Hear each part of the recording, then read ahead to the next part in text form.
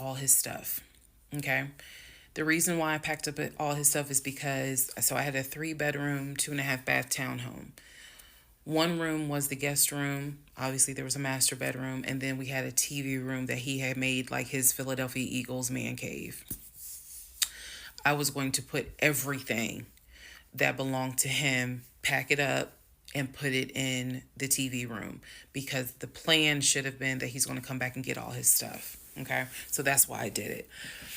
And honestly, it just felt good to pack up his stuff and go through it freely, because when he packed in a hurry, he left obviously really important things. He left all his Invicta watches. He left all his WWE championship belts. And if you know anything about WWE championship belts, you know those things are expensive. He left all his Jordans. He left suits. He left Cole Haan shoes. He left all that because it was such a hurry for him to leave. So all that was still in my house. So around 2:30, I think I wasn't even at a place where I could start crying. I was just too angry, still shaking, packing everything up, packing everything up. One of the things that he left is a photo album with all the pictures of his mom and dad and his siblings growing up. Now, I had the thought of I was going to have a burn party and I was going to put it on Facebook Live. I was going to burn it with my friends and drink and dance and play music. But it's his deceased parents. I do have a heart. So I put that somewhere special, meaning I put it up in the closet. He had told me that he was going to come back and get his stuff. And so I just did not, I didn't throw anything out unless it was like something I knew was trash. Other than that, I put everything up and kept it, in the TV room. So that's June 17th. Also on June 17th, I had already ordered his birthday cake. I had ordered the birthday cake like the end of May because it was like a special birthday cake. So I also had to go get the birthday cake from the bakery in East Point. And I took it to my family's house and we ate it. Yes, I had left the house, went to my family's house, filled them in, my aunt, my little cousin, and my grandfather, because my mom was in Arkansas.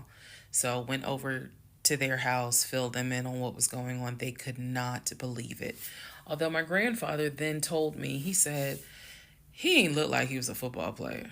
He was like, I ain't want to say nothing, but he ain't look like he was a football player. Gotta love grandparents. So we ate his birthday cake. Went back home. The friend that I had called came, changed all the locks, I changed the security codes. Effectively, he would not have been able to get in that house. So that is what happened on June 17th. So now we can fast forward. He would text me and he would call me that he got to Philly. Apparently he left Georgia and immediately went to Philly. So he immediately went to Philly, and he did text me and said that he made it to Philly and he was staying at his aunt's house. I know that this is a short part. That's okay, because what we're doing now is I went through how we met. I went through how we dated. I went through how we got married. Now I'm taking you all to June 17th. The week after June 17th, he's in Philly. He still would call me. He still would text me.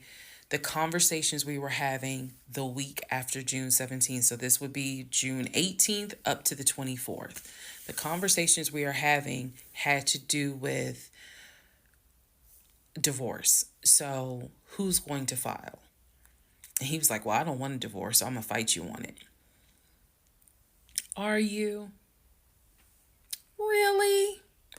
Are you going to fight me on the divorce? I didn't know anything about filing for a divorce. So but I refused to stay in a place of ignorance. So I went online. There's a website that you can go to where you pay like a $200, $239 fee, and you fill out basic information and you choose your state. You choose your state, and they will process, not process, but they will make all your documents. All you got to do is print it out and take it to the court, and it is step by step directions. We didn't have any property with each other, we didn't have any kids with each other. So by the state of Georgia standards, this should be an uncontested divorce.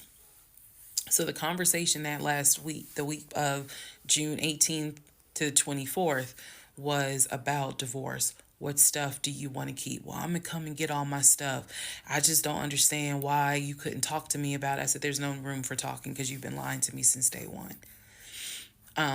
But even still, keep in mind, as of June 17th, June 18th, June 19th, I did not know what I know now. So the lies were really only like 5% of the whole story. So June 24th or 25th is when I had printed my documents. And I'm laughing because at this point in time, I've read y'all's comments about how that man will print out stuff. I know. But I used the website, typed all my stuff in, got my documents, and then I went. I took a day off from the job because I was getting ready to transition into the new job. So I left work early, went to the courthouse, and filed for divorce. I filed. I paid. And then I already had the documents where he would have needed to sign so that it could then be entered into for a divorce settlement agreement. So going into part 36 or 35, I know there's so many parts. Going into the next part is where I can tell you guys what happened with him, because he drove to Philly and he was in Philly for about a week, maybe 3 to 4 days. Then I get a message on Facebook Messenger from a woman claiming to be his cousin. Lord Jesus. So the cousin tells me, well, actually, I can tell y'all. So the cousin tells me that he's there. He's telling the family that I kicked him out. He's telling the family that I kicked him out after he walked in on me having an affair, that I stole his money, and I then kicked him out. And the man I was having an affair with, he said, was a law enforcement officer who used his duty weapon to threaten him to get out the house. This is what he told his family. And the cousin was reaching out to me. She found me through a search on Facebook and was reaching out to me because she's like, we know he lies. So I'm just trying to figure out is this true? Because he's up here asking us for money, asking to stay on our couches. Like, what's going on? Then she explained to me, we didn't even know he got married. So this is the first time we're hearing about you. What do you mean you didn't know he got married? He talks to his brother every day. She said, who told you that? I said, I've heard him talk to his brother every day. All his brothers. She said, all his brothers? How many brothers do you think he has? I said, he has 4 brothers. I named them. She said, he has 2 brothers. She said, he has the twin and he has the older brother. I said, twin? Who is the twin? Welcome to the next part where we discover the real family tree. Part 36, who the fuck did I marry? The family tree. Please fasten your seatbelts and put the tray tables in the upright position. Let's go. All right. The cousin, I'm not going to name her. The cousin had reached out to me on Facebook, asked me to please give her a call. So this conversation was on the phone. Yes, I was actually speaking to her. She informs me again about the whole, he's up there, he's telling everyone that he walked in on me cheating on him. It was with a law enforcement officer, and that the law enforcement officer used his duty weapon to threaten him to get him out of the house. The reason why I'm particularly mentioning the fact that he said it was law enforcement is because he was trying to get a family member, like one of his cousins, to call the agency of the law enforcement officer and file a complaint, which in hopes would then start an internal affairs investigation. Yeah. So, female cousin's on the phone with me. She's telling me everything that he is telling them. She's like, look, we know he a liar. We don't fuck with him. He's been a liar since a kid, but he's also family. She said, we didn't know at all who you are. So I thought that that was interesting because I was like, you didn't know who I was, but his brother knew who I was. And so, again, that's when I said to her that I was like, I've talked, he's talked to his brother every day. So why wouldn't the brother tell y'all that he had gotten married? And so she said, what brother? And so I told her the brother's name. And she said, he told you that? I said, he was having the phone calls in front of me. So at this point, what the cousin said was, she was like, okay, I'm going to confirm that with him. She was like, he lives up the street, so I'm going to just confirm that with him. She was like, because I'm pretty sure that they have been beefing for a while. I was like, I can only tell you what I saw, what I heard. That's all I can say.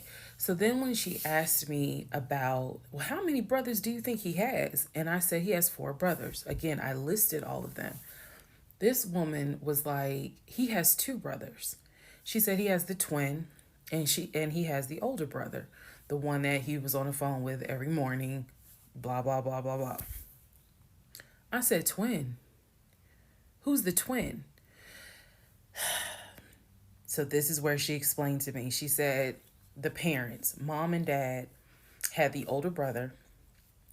The older brother is about 5 or 6 years older than Legion. Legion and the younger brother, who lives in Nashville, they are twins. So when he kept saying the younger brother, my younger brother by 2 years, it's his older brother by 20 minutes. They are twins. I have seen a picture of this brother. Yes, they do very much look alike, but I didn't know they were twins. It doesn't even matter. I didn't know they were twins. But definitely they had the same mom and dad. So she was like, no, that he's older. He's older than Legion by 20 minutes. They're twins. She said, so the parents had 3 boys. Brother in Philly, the older brother, and the twins. She was like, who the hell are these sisters that you talking about? So I tell her, I was like, Shantae and Kim. She said, I don't know who Shantae is. She said, Kim is my daughter. Kim is not his sister. Kim is my daughter. And she said, that's his cousin. She was like, and they haven't spoken in about 20 years. So, no, that's not his sister. He does not have any sisters. And I said, well, then what about the other 2 brothers? She was like, what other 2 brothers? I said, the brothers from his dad. She was like, you mean to tell me this man is going around telling people, I know somebody's going to quote Nicki Minaj, lying on your dead mama, but try not to. She says, you mean to tell me this man is walking around lying on his dad, saying that his dad had kids outside of his mom? And I kind of stuttered like, yeah. She was like, he does not. She said, I have no idea who those 2 men are. She said, those are not his brothers. But if y'all remember, I've met those 2. And he introduced them as, man, this is my brother John. This is my brother Matt, type thing. And so they both were like, oh, my sister, it's good to meet you. It's good to meet you. Remember that, because obviously I do eventually talk to those 2 men again. So she says to me, the family tree is mom and dad, the 3 sons. She was like, there are no sisters.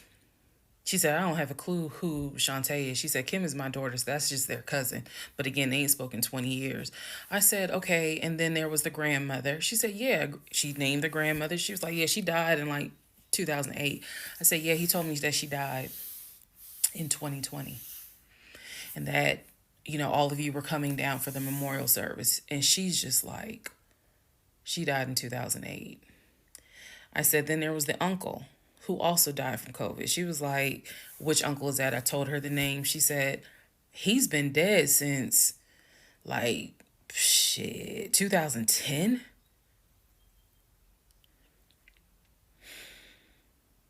I said, okay. What about the cousin nicknamed Junebug?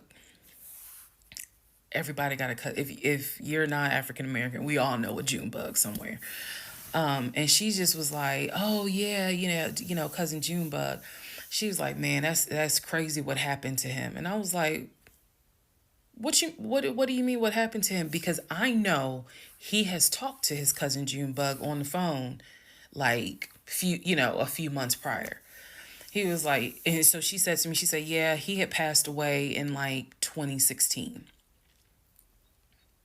So this is now three people that she's naming that I recall him having either a story about or a phone call with, and she's telling me that they are all passed away. So this is when the conversation kind of changes, and she's like, you know what? She said, let me speak to the older brother, because he probably wants to talk to you. She was like, you probably should talk to him, and a lot of your answers, a lot of your questions will get answered. She was like, this dude's been lying ever since he was a kid. She was like, she said literally, we don't fuck with him. I remember her saying that verbatim. She was so adamant.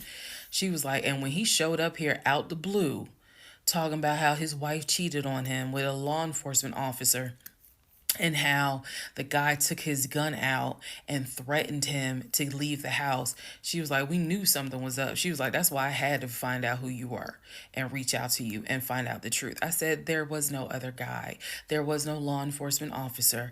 And she was like, yeah, because he was telling us where the dude worked and how we should go ahead and help him file a complaint so that this dude could lose his job. I said, there is no other person. I said, I kicked him out. That was me, all by myself. No gun, just my fist. And so she said, he telling us that he had gotten married, and then she was like, apparently y'all had a baby. So she was like, so you got a kid with him? So I had to explain to her. I said, no. I said I had a miscarriage back in back in June of 2020, and I had to have surgery in July. So she was just like, girl.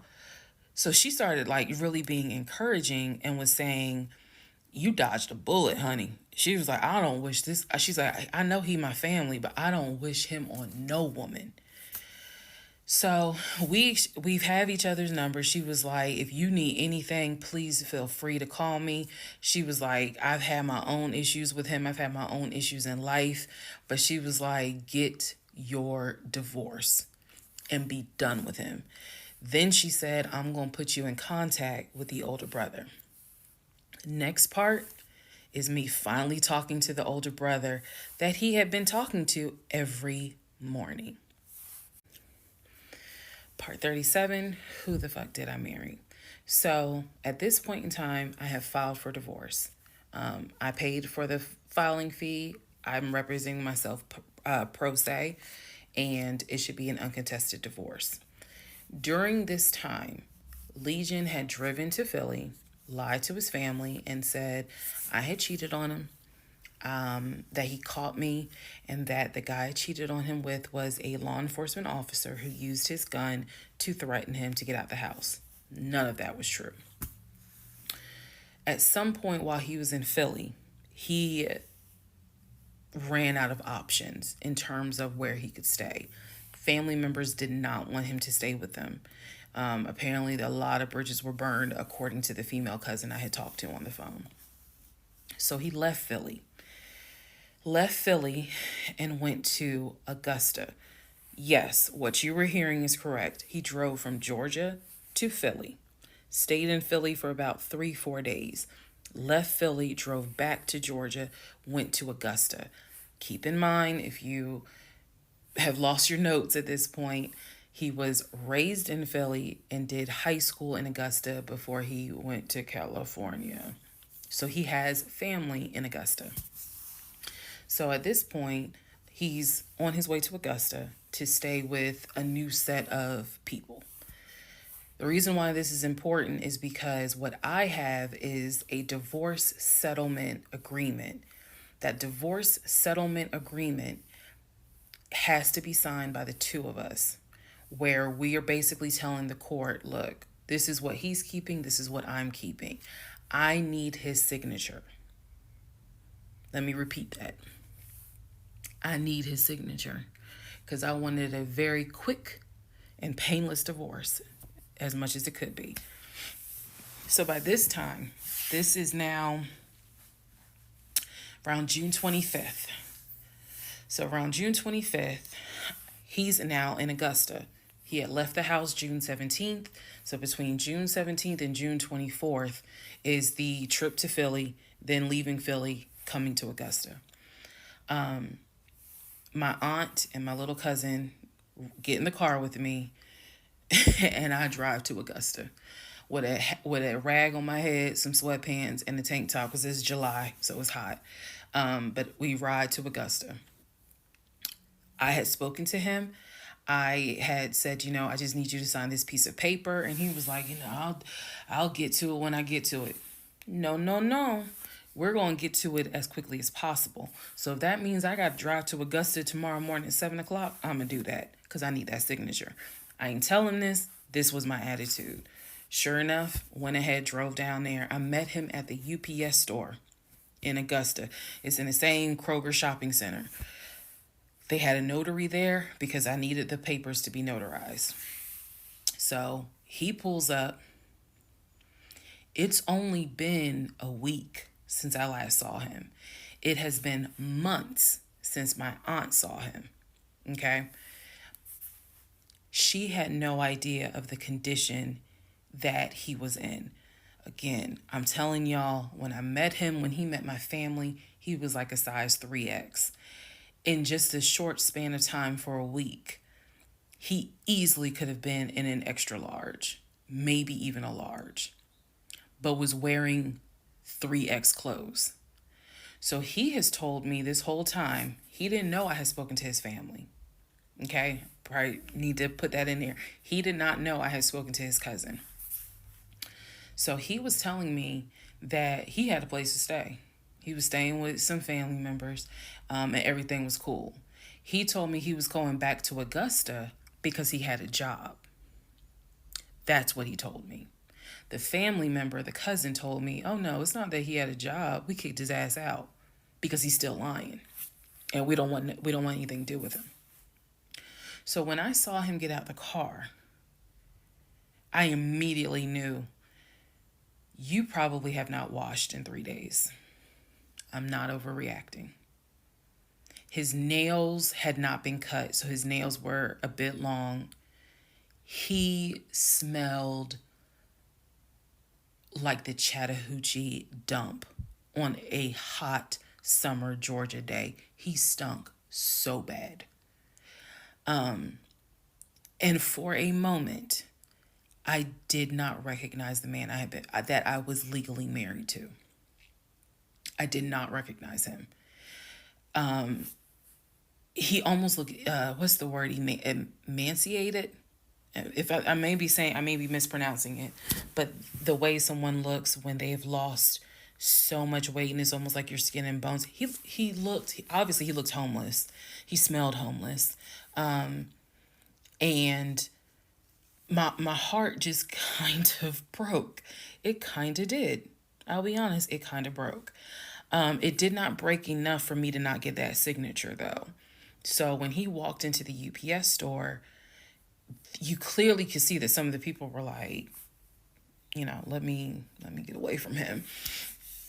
Me, I just was like, okay, so I just need you to sign right here, and I just need you to sign right there. Okay, and then a woman named Lauren came over, and notarized the papers, and then we were done because he signed the divorce agreement. He didn't even read it. He didn't even read it. Reason why I'm pointing that out is because he didn't read the part where what's left in the house now belongs to me. Where he took technically what he was going to take. Everything else in that home belongs to me. Remember, I told y'all he had left all his Invicta watches.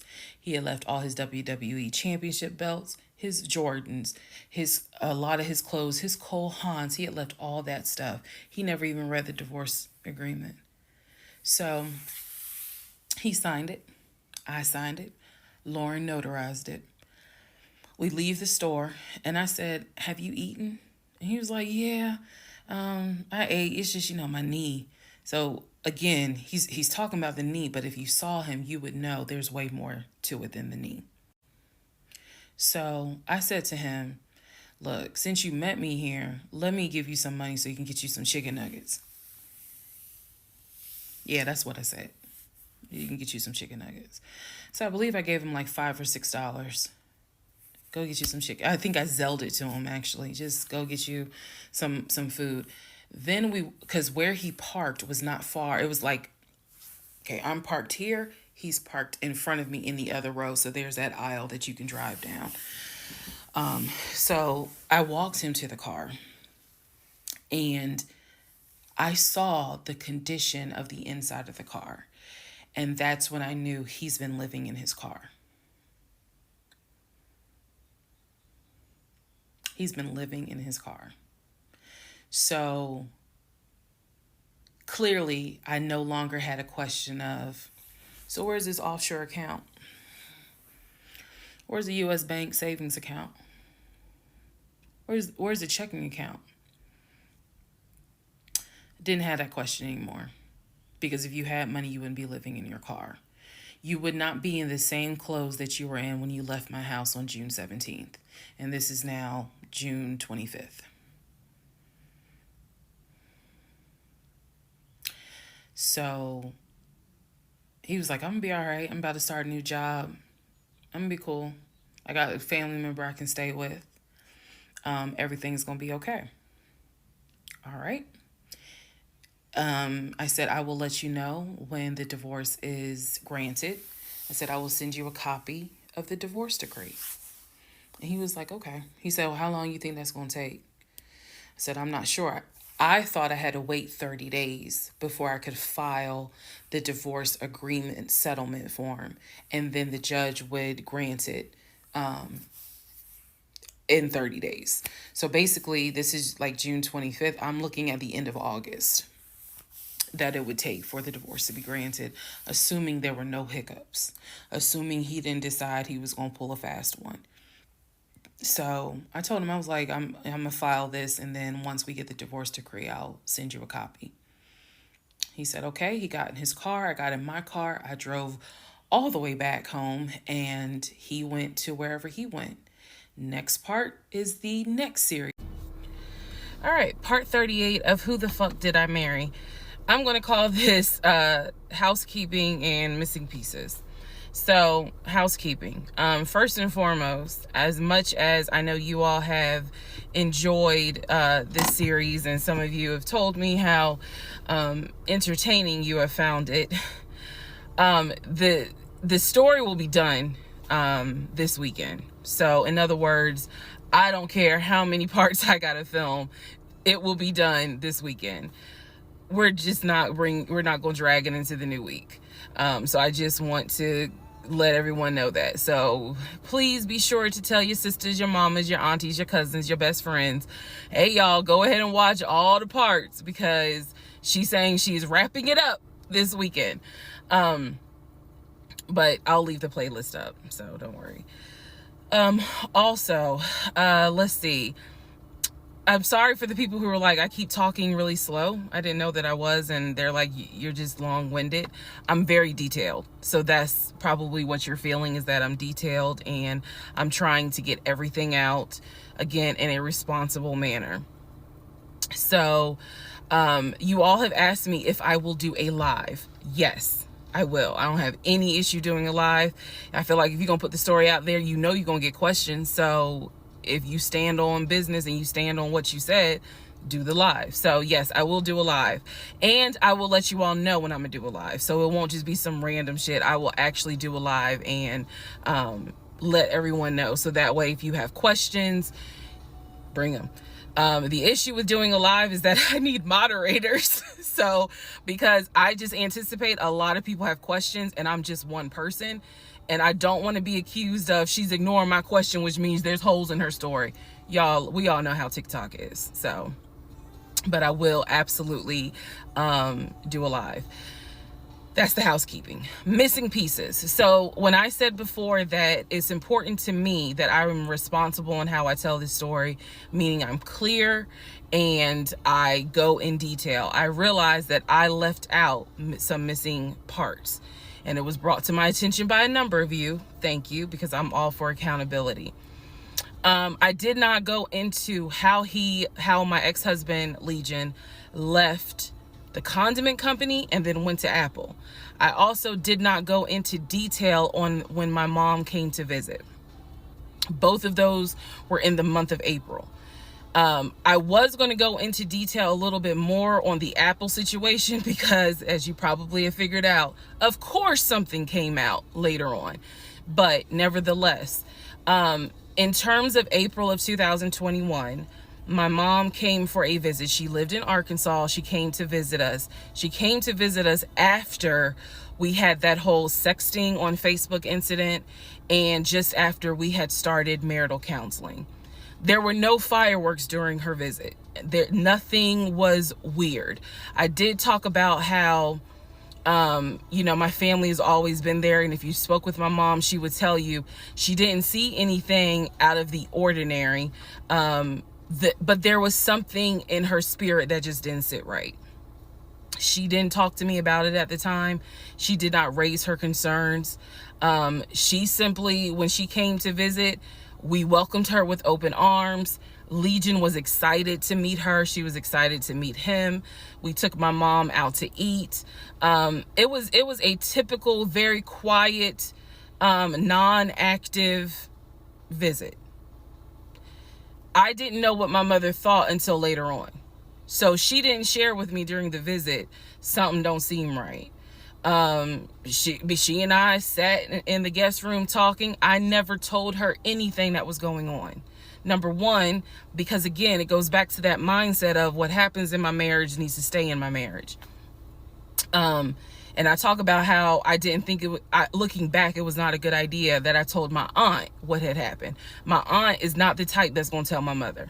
That in other words, if you confide in her, she keeps it between you and her.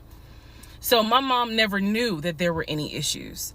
And so there was nothing for her to be on mama bear mode. Had she known, this would have been a very different trip. But she didn't know. So she did come to visit.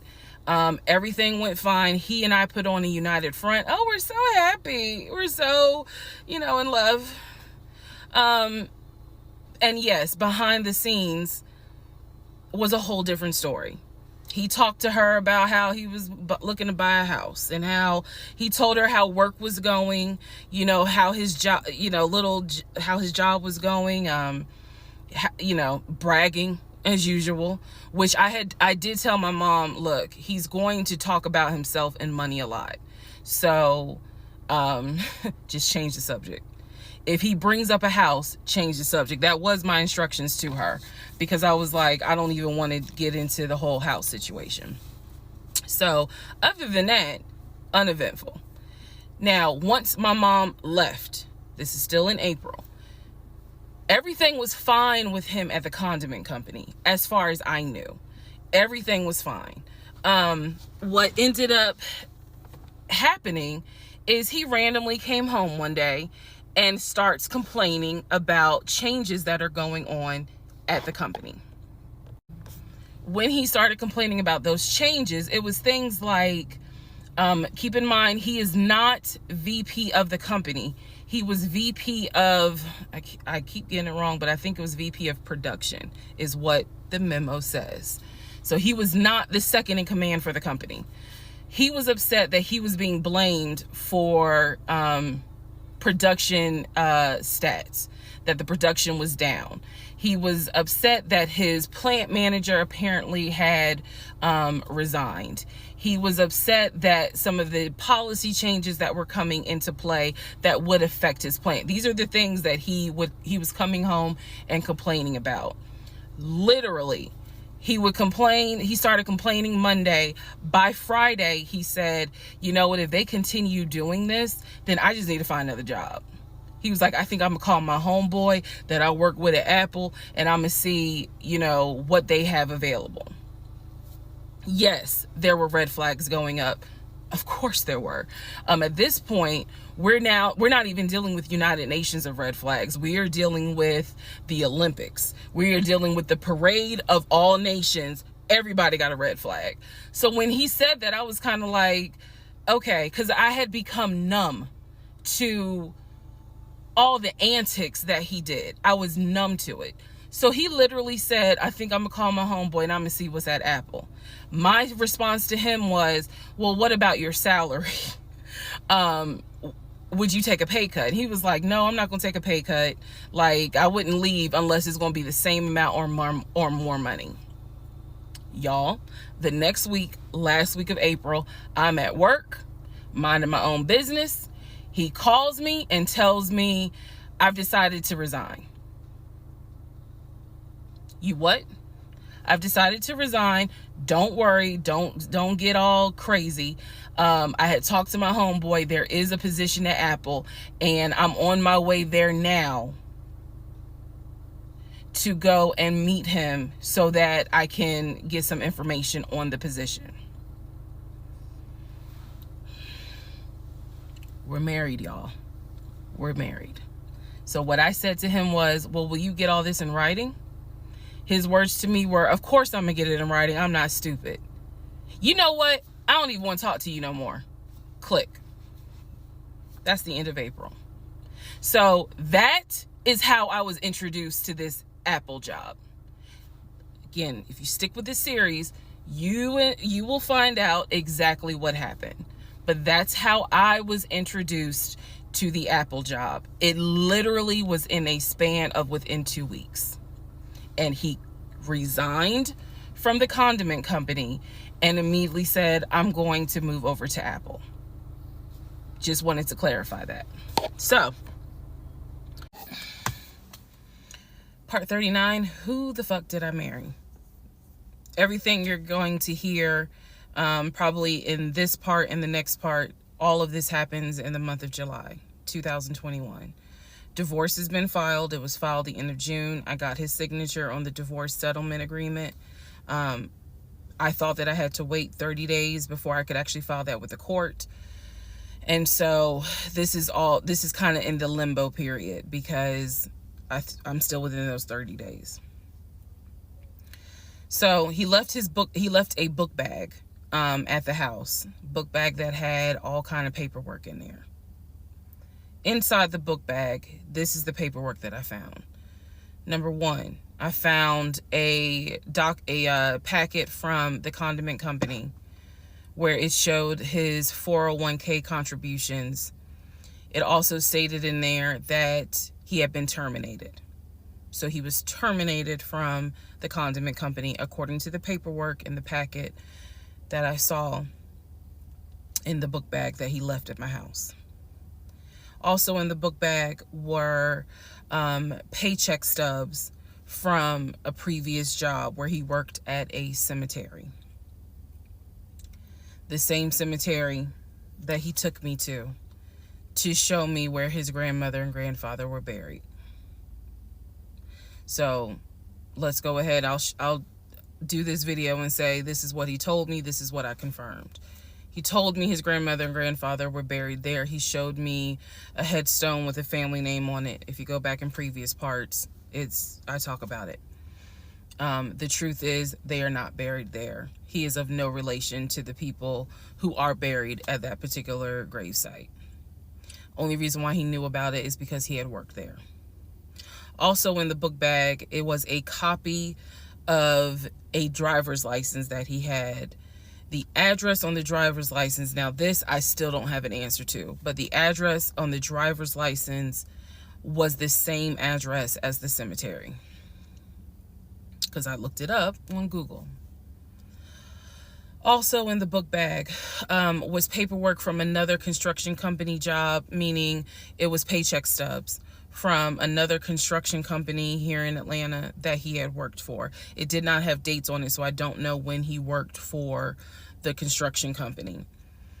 Also in the book bag paperwork was unemployment paperwork. So it looked like he had been receiving unemployment just before I met him. I met him in March. It looked like he had been receiving unemployment January and February. So once again, let's confirm. He did not work for the condiment company for 6 to 7 years. Also in there were scraps of paper from a temp agency where it was information on the job that he had been placed at. Where was that job? The condiment company. He would be a forklift / loader is what it said. So I interpret that to mean he can drive a forklift, but he would have been loading up the 18-wheelers for them to go out to their deliveries. Also in this book bag was paperwork from Clayton County courts, I believe, for a weekend, what is it called? A weekender jail. It was like a weekender jail receipt. So I had to do some research. So apparently what that means is that there is an option where if you have a job, let's say you were sentenced to 60 days in jail, but you have a full-time job. Apparently the court can say, okay, you'll go to jail on the weekends. So in other words, you have to report to the jail on Friday at 5:00, and you'll be there Friday, Saturday, Sunday. You will get out Sunday at 6:00. Apparently that's actually a real thing. So what was in the book bag were multiple yellow receipts for different weekends that he had to report and get out of jail. Last but not least, there were some additional pictures, and then there were some, and when I say pictures, I'm talking about family photos. And then there was another additional copy of his driver's license with the Douglasville address. I looked up that address. The name associated with that address was the same name as the ex-girlfriend that he had in between the ex-wife and me. If you go back to the video where I talk about the conversation I had with the ex-wife, she tells me that the address was going to come back to the ex-girlfriend. I'm simply saying that is correct. So what she told me is true. So because of everything that I found, I decided to go down a new rabbit hole. Again, just recapping what I said in previous videos. Ex-husband was always a stickler about law enforcement. His dad was a retired police officer. I'm just telling y'all the story. His dad was a retired police officer. Mom was a retired teacher. After his dad retired, they moved to Augusta, started a church. He took me to that church in Augusta. The same day that he took me to meet his aunt who lived in Augusta. So these are now things that he actually took me to, just like he took me to the cemetery. So that's what I found in the book bag. The weekender jail receipts. I went ahead and went online to find out exactly why did he have to go to jail for the weekend. And I'm going to end this part here. The next part has to do with his criminal history. Part 40, who the fuck did I marry? So we are now at the point of July 2021. We're at the point where I've spoken to the female cousin, and she gave me the phone number for the older brother. For the purposes of this video, we're going to call him Chris. Chris, I was very nice. I called him. He was gracious. He was willing to answer whatever questions I had. And what he said to me was, he said, my brother has always been a liar. He's always been a liar. He said, but ask me what questions you have and I'll confirm what's real and what's not. First question I had was, when was the last time you spoke to him? Without missing a beat, Chris says, 2015, just after our mother's funeral.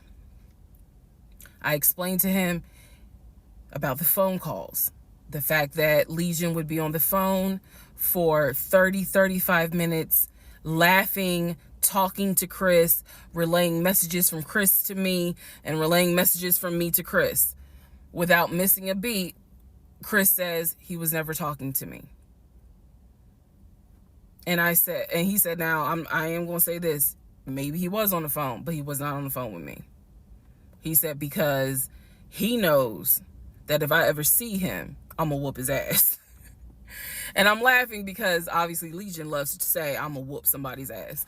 So for the people who are confused, like, wait, what does this mean about the phone calls? What this means is every single time that my ex-husband was on the phone, holding his phone like this, talking, laughing, cracking jokes. Hey, my wife said that, we can go later on this evening and all this other stuff. Every time they were doing things like that, every time he was having a phone call or conversation that he claims to be with Chris, no one is on the phone. No one's on the phone. That is what that means.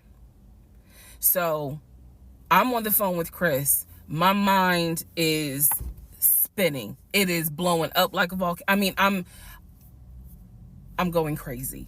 I'm going crazy because what this means is that for the past 4 or 5 months, every morning that he is having a phone call with his brother Chris, I am now understanding in real time that phone call was completely fake. So Chris tells me maybe he was talking to somebody else, but it wasn't me. He said the only family member that Legion actually talks to is the twin. And that's only because for some reason, I guess it's their twins, he helps him out when he needs it. Legion only calls the twin when he needs money. And the twin, according to Chris, now this is the part that might blow some minds. The twin brother, the one that is older by 20 minutes, is VP of his company, is married, drives a luxury car, and lives in like a 4 or 5 bedroom house in Nashville. So Chris is saying to me, he was like, it sounds like he took the identity of the twin and was trying to act like that's his life. And it's not. He was like, that nigga ain't never had no money, ain't never kept a job a long period of time. And he was like, and you're telling me that he claims he was VP of a company? And so he was like, did you ever see anything? Did you ever meet people like Chris? I respect the fact that he was asking me the same questions y'all are asking me. Did you ever meet any family members? And I told him, I said, I met your aunt. Well, what aunt is that? I told him her name. He said, that ain't our damn aunt. I don't know if y'all have ever dealt with people from Philly. So he was just loud. He was like, that ain't our aunt. He said, that is our mother's best friend. And I don't trust that hoe. I'm sorry. It's the way he said it that it makes me laugh. Anyway, he's like, I don't trust her. I don't trust her at all. She is not our aunt. She was our mother's best friend when our mother was living in Augusta. She's not our aunt. So then I explained to him about the other brothers. The brothers, remember, there were 2 half brothers from his dad. One lived in Baltimore, one lived in Augusta. Chris is on the phone saying, I don't know who them niggas are. They ain't related to us. He said, our dad never had other kids. He was like, so you mean to tell me this nigga going around telling people that our dad had kids on our mom? And I said to him, well, the way he actually put it is that the 2 brothers came before y'all. He was like, hell no. No. So then I explained to him about the sisters. He was like, who the hell is Shantae? And I was like, Shantae, again, I'm just telling you what I was told. Shantae is a sister that lives in Douglasville, married with 2 kids. He was like, no, we don't have a sister. Told him about Kim. He was like, Kim's not our sister, she's a cousin. And he said to me, and I know she ain't talked to him in forever in 2 days. He said, so everyone, the only people who are his family members is Chris and the twin. He's like, we got some cousins up here. I told him about Junebug. I told him about the uncle. I told him about the grandmother. And he's just sitting back like, oh my God. He was like, I realized that every relationship my brother gets in, he gets worse. And it sounds like he is actually worse than what he was in the last relationship. And I thought he was talking about the ex-wife that I had spoken to. No, he had no idea there was another wife. Because again, he hasn't spoken to him since 2015. So he was like, the best thing I can say to you is this. He said, thank God you ain't have kids with him. He said, get your divorce and forget you ever met this man. And he was like, and I know how that sounds because he's my brother. He said, but if I didn't have to claim him, I wouldn't.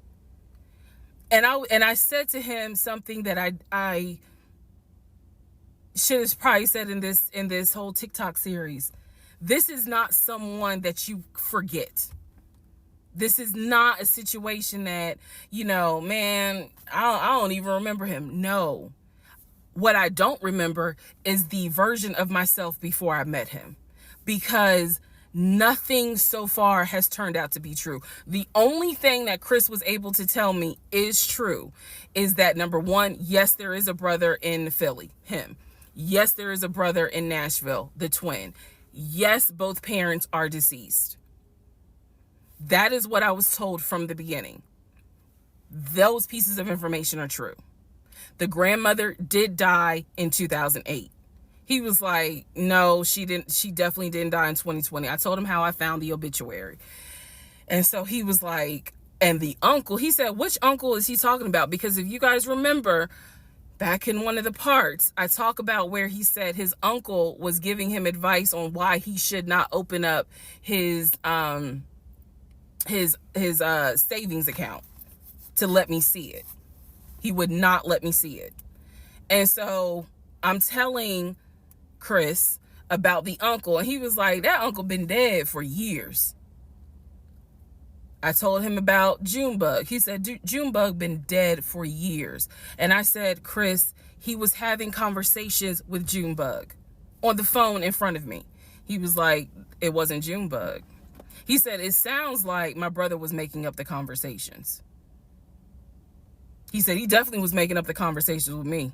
He said, hell no, I ain't gonna be on the phone at no 6 o'clock in the morning. So the conversation with Chris solidified that this is the actual family tree. And no, there were never any conversations with his brother every morning when I was getting ready to go to work. They had never talked. On to the next.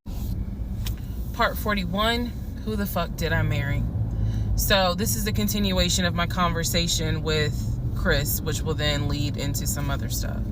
So Chris has confirmed that he has not spoken to Legion since 2015. So now we know that the phone calls that Legion was having every morning on the phone with Chris when we were, getting ready to go to work, the phone calls were fake.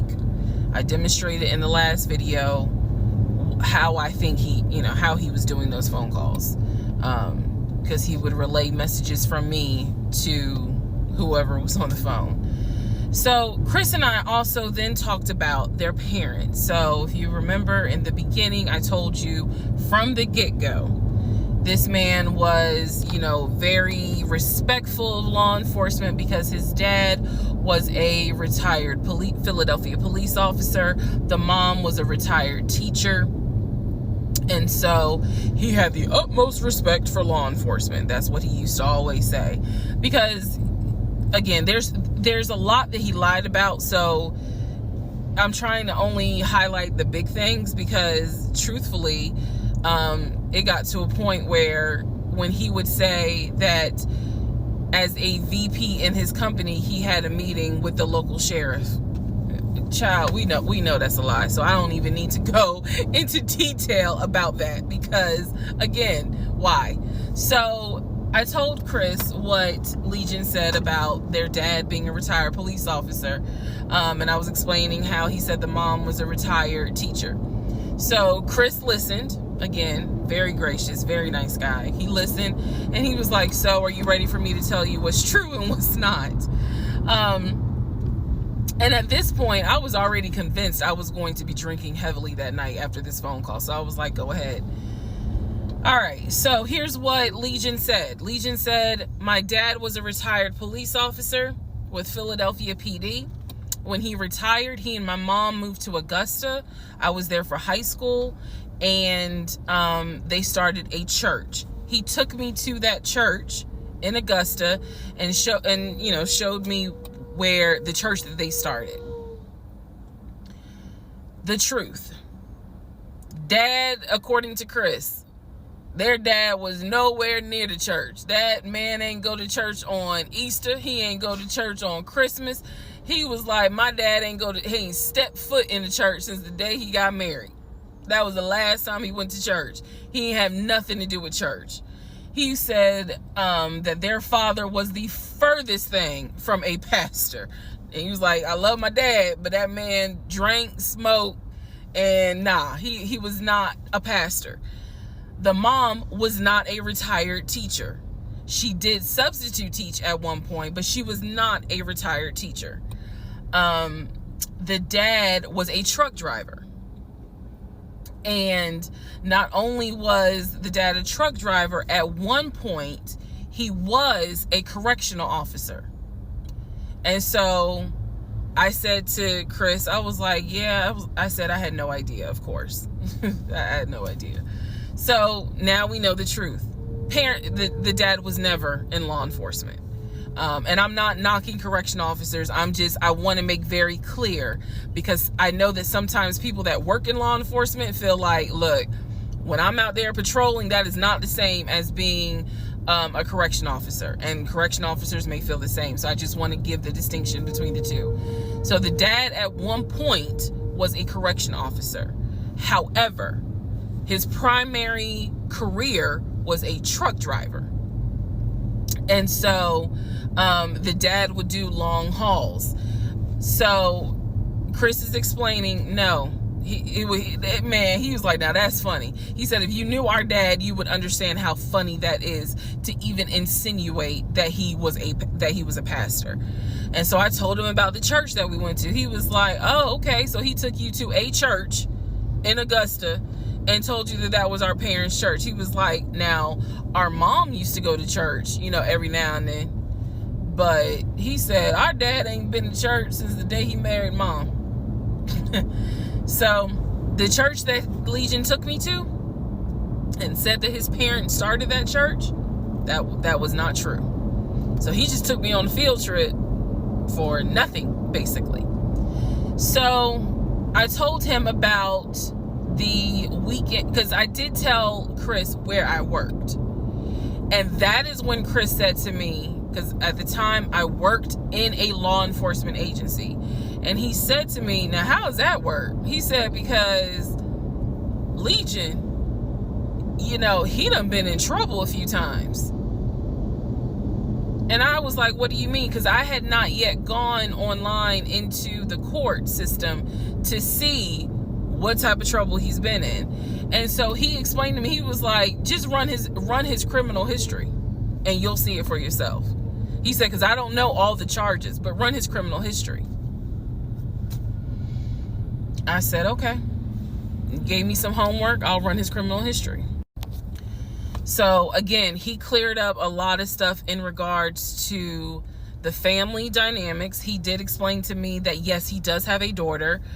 He and his ex-wife are divorced. And I said, well, Legion would talk about the niece, meaning Chris's daughter, and would send her stuff for her birthday. And he was like, he said, I'm almost positive my brother never sent anything for my daughter's birthday.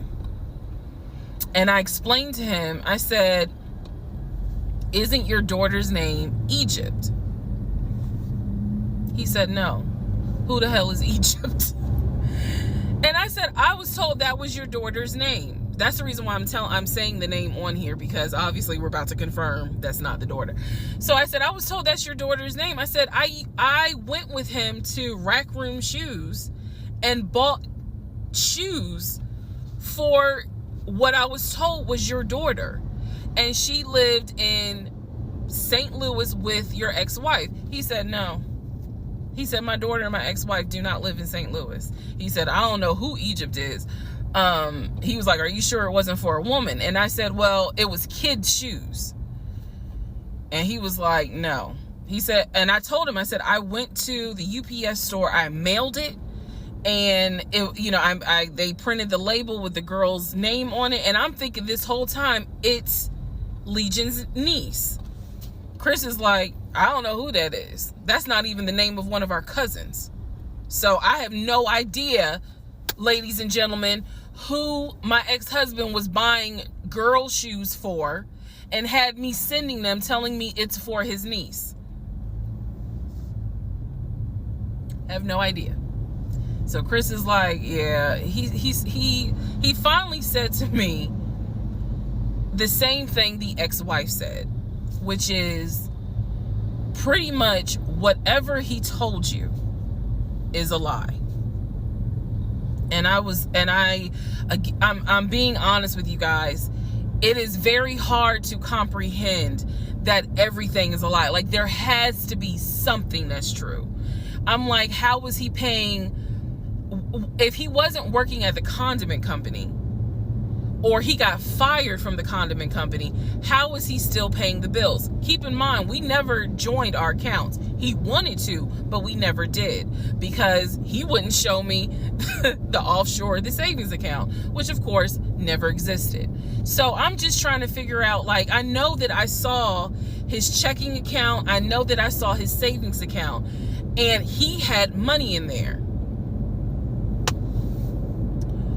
Something had to be true. Something had to be true. And Chris was like, no. He said, it sounds like everything my brother said, everything that he told you was made up. He said, those phone calls were definitely made up. He said, I don't know who Egypt is. That's not any family member of ours. I don't know who Shantae is. We don't have a sister. He said, we don't have half brothers. He was like, I'm telling you who the family members are. He said, I am so sorry that my brother put you through this. So now let's go into the next part. Part 42. Who the fuck did I marry? So I finished going through the book bag. Still July of 2021. I finished going through the book bag. There were some other folders with papers in there. He had left the work phone. What I actually found out was that it was not a work phone. It was simply a secondary personal phone. He told me it was a work phone. I thought that the company was paying for the work phone. That's what I thought. No, because I found receipts where basically, and I didn't know this, ladies and gentlemen, I had no idea, but I found receipts where it was a prepaid phone and he's paying to add minutes to it. So it's just receipts of, you know, you added minutes to the phone on this date, you added minutes on that date.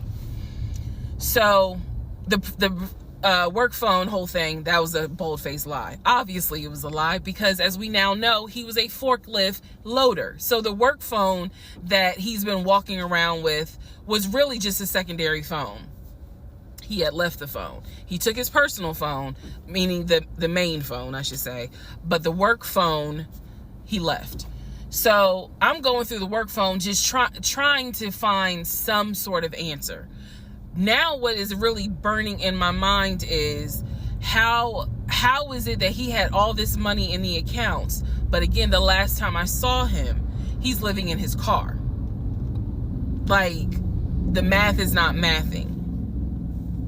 I go into not just the photos of the work phone. I go into the deleted folder. So, ladies and gentlemen, if you're going to go through somebody's phone, which I will never do again, but if you're going to go through the phone, don't just go through the text messages and the pictures. Go into the deleted folder, because sometimes you find a gold mine. In this case, I went into the deleted folder of the pictures in the work phone. I keep saying work phones because, again, this is just a secondary phone. It is deactivated. There's no minutes on it. So I go into the deleted pictures, and what I see is what looks like a screenshot of his checking account, the one that I saw with the available balance. Then there's another photo of the screenshot of the savings that he showed me.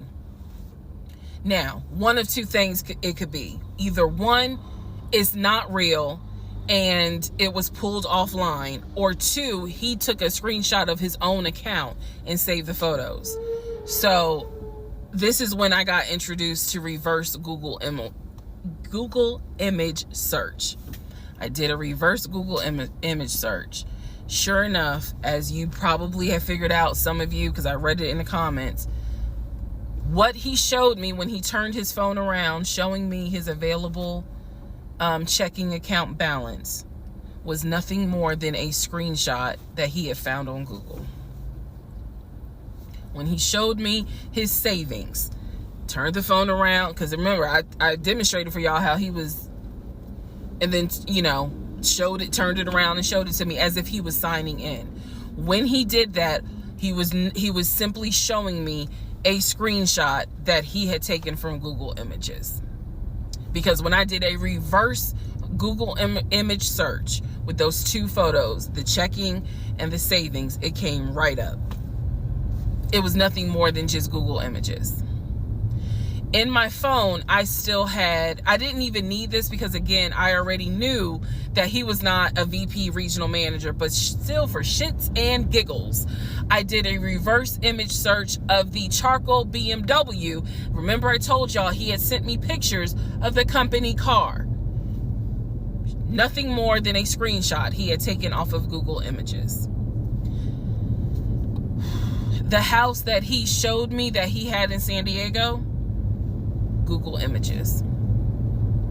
So, what we can now confirm is anything he showed me when he's turning his phone around is nothing more than an image from Google Images at this point. The checking account, the savings account, Google Images. The house, Google Images. The company car, that charcoal gray BMW 5 Series, Google Images. So at this point, I realized, okay, nothing is real. And I wasn't so much in a rage, to be honest with you. I wasn't in a rage then and there, as much as it was, I really truly had a moment where I said to myself, oh my God, what the fuck have I let in my life? Like, this is not even human at this point. That's really how I felt. Like, again, as someone who, I studied psychology, but I didn't graduate with a psychology degree. However, I have never dealt with a pathological liar. I have studied about them, but I have never come into contact with a pathological liar. Because to a compulsive liar, if you ask them, man, why did you lie to me? They probably are going to have a reason. Pathological liars don't have a reason. Like, there's no limit to the lie. So I have now confirmed that at least 70% of everything that I thought I knew is now absolutely not true. Absolutely not true. So in between all of this, I get a phone call from the aunt in Augusta. The aunt in Augusta, who Chris has confirmed is the mother's best friend. She is not their mother's sister or dad's sister. She's the best friend of the deceased mom. She calls me, and this is the one I have met. This is the one that Chris was like, I don't trust that hoe, anyway. So she called because she wanted to know what happened. She wasn't trying to be nosy or messy or anything like that. She's just trying to find out what happened because apparently Legion is trying to come stay with her. So she asked me, sweet lady, but she said, what happened with you guys? I told her we're getting a divorce. I said, because he lied to me a lot. He lied to me a lot. And so what breaks my heart about the conversation with her is that she said, so whatever happened to the baby? Mind you, we went to Augusta, told her I was pregnant. I thought he told her that I had a miscarriage. He didn't. He never told this woman I had a miscarriage. So she informs me, this is what she tells me. So now we're confirming something else. She tells me that on at least 5 times while I'm at work, Legion was driving to Augusta and telling her that he was going to visit the church of where the parents allegedly the church that the parents started. And I was like, what do you mean he went to Augusta? She said, I've seen him like 4 or 5 times. He's come down here, and each time I've asked him to bring the baby. And I said, what baby? And she said, the baby that y'all had. He told me that y'all had a baby boy. And I said, no, ma'am. I said I had a miscarriage in June of 2020. And she said, oh my God. Oh, she was doing that whole thing. She said this whole time he told me that y'all had a son in January. And I have been asking him for pictures. I have been asking him to bring both of you down here so I could meet him. And he always had an excuse as to why he wouldn't bring the baby. And the last time he was in Augusta, he said that he was leaving you and he was taking the baby with him and that you were at work. I am not making this up. That is what that woman told me. And I just was like, no, ma'am. None of that is true. There is no baby. I said I had no idea he was going to Augusta. Part 43, who the fuck did I marry? So after the conversation with the aunt, again, she's telling me that Legion has been keeping up this lie that we had a son. I let her know, no ma'am, there was no baby. We did not have a baby. And I said, I thought that he told you. And she said, he's told a few people that you all had a baby. And she said, because I know some people were trying to send a gift to celebrate the birth. I didn't know anything about that. Didn't know anything about that. So she said, he's trying to come stay with me. She said, but I don't think I want him to, again, she's an older lady. She was like, I don't think I want him to come here because I don't really want to get involved with his divorce again. And I said, what do you mean again? I said, are you talking about the previous wife? And I said the previous ex-wife's name. She said, I don't know who that is. I'm talking about LaTanya, that one, the first one. And I said, well, what happened? Do y'all remember I said in my previous video that I read their divorce records. He had filed for divorce and they had a temporary protection order against each other. I said that. So now the aunt is on the phone saying that she had to go to court and testify on Legion's behalf in regards to the temporary protective order. And I was like, well, what happened? She said they got into a fight with each other. And she slapped him. And I said, well, do you know why they got into a fight? And she said, yeah, apparently he had lied to the wife and it was something major and they got into a physical fight. And she said that woman almost beat his behind. And so he asked the court for a temporary protective order. So now I'm just getting the backstory on how that TPO was even even came into play. So I told her, I said, Miss Christy, we'll call her. I said, you don't have to worry about that. I said, we're not, he's already signed the paperwork. We're not fighting. I don't have it in me. I don't. So I said, I'm not going to tell you not to have certain people in your home, but I am going to tell you that I'm just barely kind of discovering exactly what the lies are in regards to Legion. So if you feel comfortable having him in your home, then do it. I said, but I am going forward with this divorce, and once the divorce is final, I will have nothing to do with him. And I said, and I'm so sorry, that he lied to you, and kind of pulled at your heartstrings in regards to a baby. I said, there is no baby. So she said, so y'all are really getting a divorce? I said, and I didn't want to cuss to the older ladies, but I said, yes, ma'am, we are. And so we get off the phone.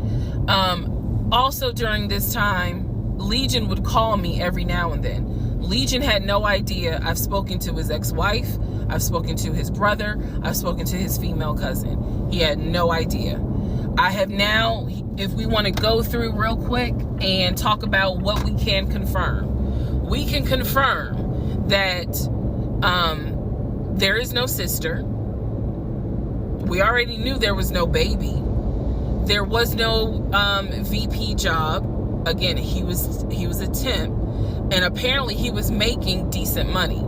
So what I believe, and this is just what I think off of putting pieces together, I think that he made enough money to pay the household bills, because it wasn't as if the household bills were so expensive. He made enough money to live on his own. But instead of him living on his own, he's living with me. So we can also confirm that when he told me that he was paying his car off and he called the dealership and paid his car off, we can confirm that that's a lie. That story will come up later on. So pretty much at this point, the only thing I know to be true, his name, his date of birth, the secondary social security number that was on my background check, and that he has 2 brothers and the parents are deceased. At this point in time of July 2021, that's all that I was able to confirm that to be true. So later on, Legion calls me. He calls me because he wants some money. He just needs a little bit of money to hold him over till payday. And so we're on the phone. The call, again, I was recording all my calls at the time. We're on the phone, and I finally kind of confronted him, number one, about having a twin. That's when he tells me, I don't know why I lied, but I don't really talk about him. Number two, I asked him why did he get fired from the condiment company. His story is that he got fired because he had helped a truck driver and he was not supposed to. I know it's a lie. Y'all don't even have to tell me. I know it's a lie. Number three, I asked him, why did you tell your aunt that we had a baby? He claims he never told her that, and that she's old and she didn't know what she was talking about. So then I asked him if he was ever in trouble where he's been arrested. And he said, yeah, I've been arrested as a juvenile, but my father had my record expunged. I said, were you ever arrested as an adult? He said, nah, I ain't never been arrested as an adult. I said, so you never went to weekend jail? He said, no, I don't even know what that is.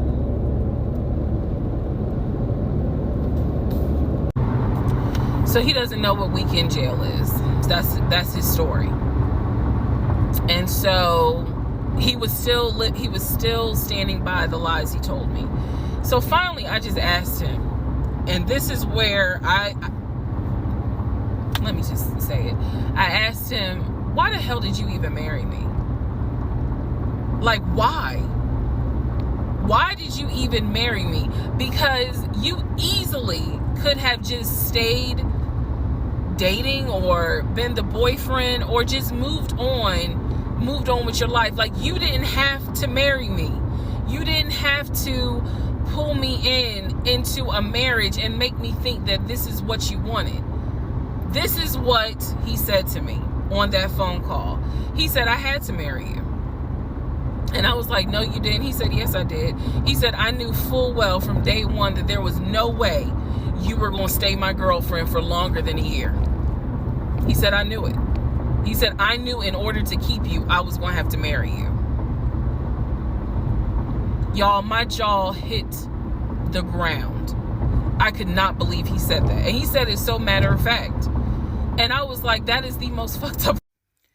Part 44. Who the fuck did I marry? The videos that you saw earlier were filmed earlier today. And yes, I'm aware. It was brought to my attention.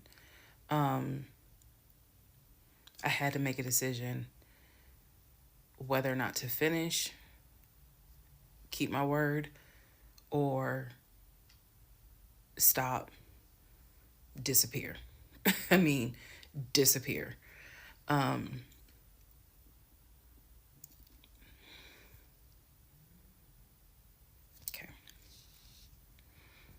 Let's finish. So, first of all, let me say this. It is not easy telling this story. It's entertaining. I know it's gone viral. But it is not easy telling this story. I made a decision to tell this story. I made a decision to share my story, what I went through, in hopes that it helps just one person. But I would be remiss if I didn't tell you all, it is not easy telling this story, to relive it, to face certain things out loud that I had to face internally. Just want to say that. So I will push forward to finish, but today got to me. The toll of this got to me today. So I know that you all are like, we're waiting on the next part. We're waiting on the next part. I appreciate that. And I get it, because if I was in those shoes, I would be waiting too and be like, where is it? So I understand that. But the toll was real today. All right. So with that being said, we are still in July of 2021. I had talked to the brother, Chris. I had talked to the aunt. I talked to all these people. And now was the time where I had saw the receipts for the weekend jail type thing. So I went ahead and did a search for his criminal history. I ran his criminal history. I did that on my own at home with my money. So this was not, I think someone had asked if I did anything with my job. No, I did not. I know better. So I ran a criminal history, or I paid for a criminal background report. For him to say that he appreciates law enforcement so much, it was obviously a lie, because the criminal history showed that he had been arrested for criminal trespassing. He had been arrested for like suspended license, suspended registration. But the big thing was impersonating an officer. If you don't know anything about impersonating an officer, it is a felony. Period, point blank. As sure as Peachtree runs from Bankhead to Buckhead, it is a felony. So seeing what court it was in, I did another open records request for the incident report. I wanted to know exactly what the circumstances were, especially given the fact that I worked in law enforcement at the time. What were the circumstances as to how he was arrested for impersonating an officer? So I did an open records request. I got the incident report, and I'm tired of saying my jaw hit the floor. But on this one, my jaw hit the fucking floor. I respect law enforcement. Again, I was working in an agency with a lot of great men and women. Basically, what the incident report, and I'm paraphrasing it because I don't have it sitting in front of me. Basically, what the incident report shows is that he pretended to be an officer using a badge. I later found out it was the badge that his dad had as a former correction officer. Same last name. So he was pretending to be a police officer at an apartment complex on the south side of Atlanta and proceeded to tell people that he was an investigator and he was looking for drugs. He also proceeded to try to pat down someone, and then also proceeded to try to go into a woman's apartment and do a search. This is in the incident report. So, naturally, the woman who he was trying to get into her apartment to do a search happened to either work with or worked at a local police department. So she just simply called her coworkers or called her homeboys or whatever. And so he was subsequently arrested and subsequently was charged and found guilty. That is what I found in his criminal record report. It is fair to note, had I known that he had a criminal history, we never would have even finished date number one. Some things I'm just not going to get involved with if I know from the rip. So what does this mean? Again, we've been going over what's the lie, what can you confirm? I can confirm that there was no way that this man ever had a passport to take me to London. When he claimed that he was voting in the election, there's no way that he did, because he tried to tell me that he was still a registered voter in California and that he did it online. I knew it was a lie, but again, at this point in July, I'm able to confirm that, yeah, you never had a passport. You never voted. The small things that mean something to me, he never did it. He wasn't eligible to. So now I know that not only have you, yes, been arrested. Now, what happened as a juvenile, I don't care. But you have been arrested. You have done some sort of time. And now it explains why you knew your way around the county so well. If you go back to the previous videos, I had mentioned that I was wondering, how do you know your way around here? And the story was his sister used to live in this county, and he would come visit when he would fly in from California, when he would go see his parents in Augusta. That was the story. So that explains the criminal history. And I'm also going to take you guys back and remind you when I had to go in for my polygraph and how the polygrapher had asked me, do you know anyone that is a convicted felon that you have relationships with, blah, blah, blah. And remember, I said to him, my husband and I are estranged. I honestly don't know. Fast forward to July, where I find out that yes, in fact, on top of everything, I was married to a convicted felon. Had no idea. No idea whatsoever. And it's nothing but the grace of God that I was honest with the polygrapher and telling him, look, I don't know what's in this man's background. To say that I have no idea who I married is an understatement. It is a complete understatement. It's fair to say, well, you only knew him for like 2.5 weeks before you quarantined with him. That's fair. And I can understand that, and I take responsibility for that. But in the big scheme of things, I had no idea the creature that I was sleeping next to every night. No. All right, part 45, who the fuck did I marry? So we are now end of July, August time frame. During this time, Legion basically disappeared. Remember, I'm still waiting on the final divorce decree to come up. I'm actually waiting for the 30 days to be up so I can file the divorce settlement form. So I'm waiting on those 30 days to be up. I'm playing nice with him. I'm being cordial. I have done uncovered all kinds of stuff.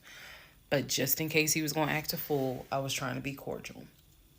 So I had spoken to him on like a Monday, and I was trying to get a hold of him for something, but I'm the one that initiated a phone call in the coming days. Never heard from him. Never heard from him at all. He wasn't. His phone was dead. It was going straight to voicemail, and I genuinely was worried. A few days turned into a week. By the time I hadn't heard from him in a week, because I knew he was not living anywhere but his car. That I knew that. So this is what happened, y'all. I first reached out on Facebook. Remember, even though he has told me that he had all these siblings, we know he didn't have all these siblings. But remember, I told y'all I had met the brother in Augusta and I had met the brother in Baltimore. These are people I've met. The brother in Baltimore I talked to on FaceTime. The brother in Augusta I've actually physically met, hugged, shake hands, all that.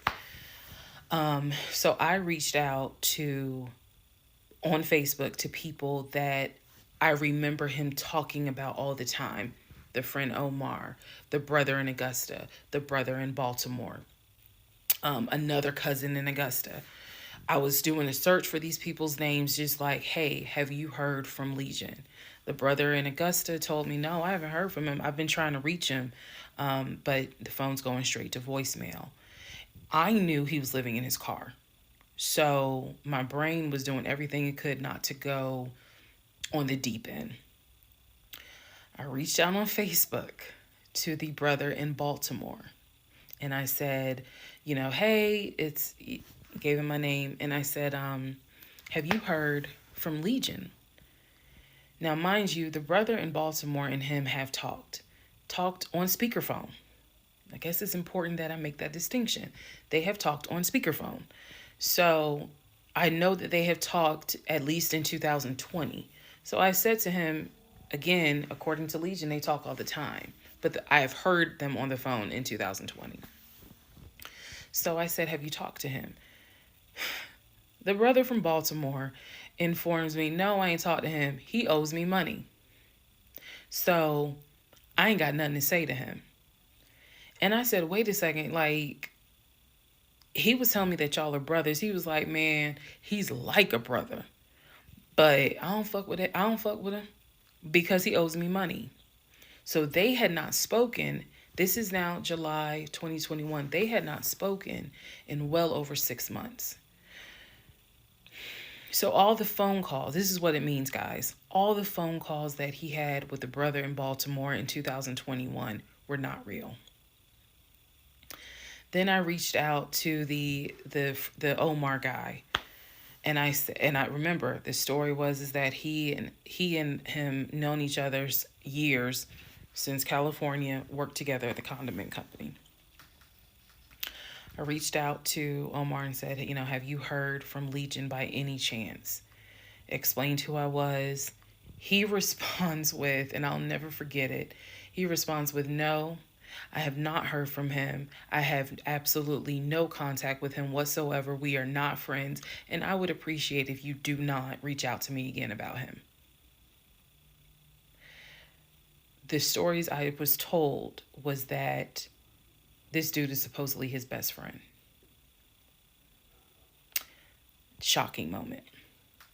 So they had not spoken in years. They're not cool. He does not fool with him. Okay? Went on to the next person, a female cousin I had met.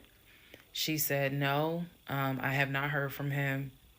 Why would I hear from him?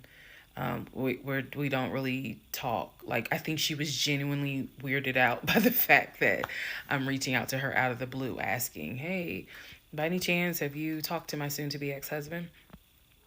So what I discovered because he ended up being gone for 2 weeks. What I discovered in those 2 weeks Let me be very clear with the statement I'm getting ready to make. I reached out to every person I know who apparently has had some form of relationship with him. Either he said that they were friends, they talked on the phone, he said they hung out. The brother in Baltimore, I was told, had been to the house while I was at work. Brother in Baltimore said, no, that never happened. I've never been to your house. All these people knew that Legion was a liar. And I think that they all felt bad, with the exception of the Omar guy, felt bad that I was kind of just discovering what they've known for years.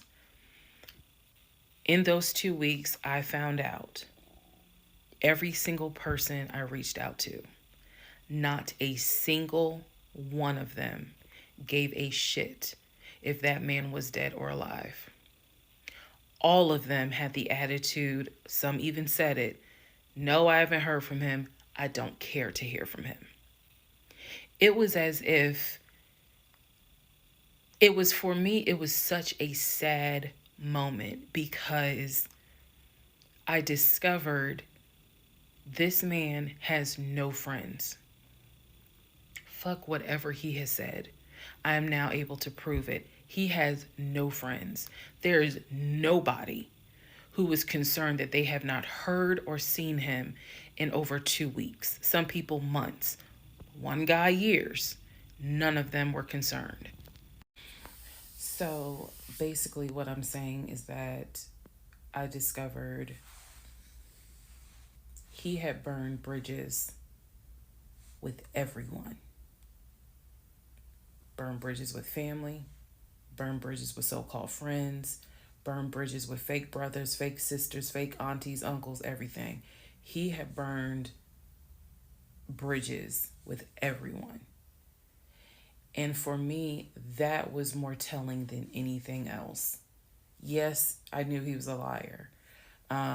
Yes, I knew he had made stuff up.